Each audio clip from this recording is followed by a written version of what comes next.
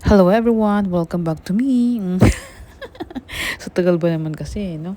So ayun, alam niyo ba, may napansin akong super interesting na tradition dito sa India na gustong gusto kong i-share sa inyo ngayon. So, napansin niyo naman yung gamit ko sa pagpapakain sa unang beses ng kain ng baby ko ng solid food dito sa India.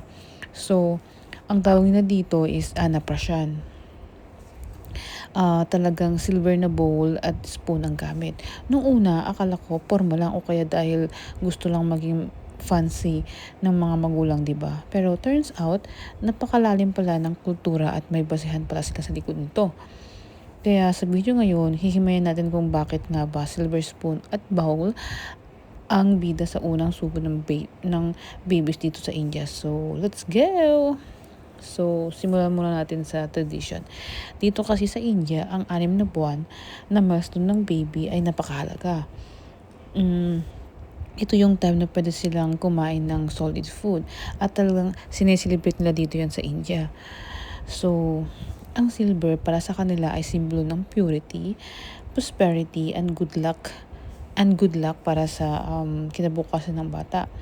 Parang blessing na rin para maging maganda ang kinabukasan ng baby habang lumalaki siya. Pero alam niyo ba, ano ang pinaka-cool na part?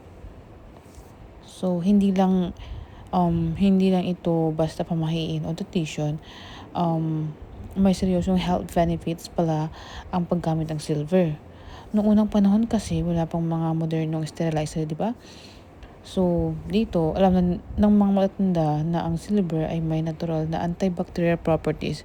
Ibig sabihin, kusang namamatay ang mga mikrobyo sa silver, kaya ito talaga ang pinakaligtas na gamitin para sa mga babies na sensitibo pa yung mga tiyan.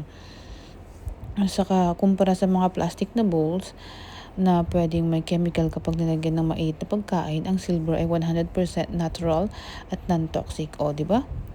Kaya pala hanggang ngayon talagang pinapahalagan pa rin ang tradisyong ito dito sa India dahil pinagsamang kultura at kalusugan talaga siya. Kayo ba? Ano ang tradisyon sa unang kain ng baby nyo? I-comment nyo naman yan sa ibaba. Gusto ko rin basahin yan. So, at kung nagustuhan nyo ang video na to, please don't forget to like, share, and subscribe para sa mas marami pang kwentong buhay-buhay natin dito sa India. See you sa susunod kong vlog. Thank you. Bye! Mwah!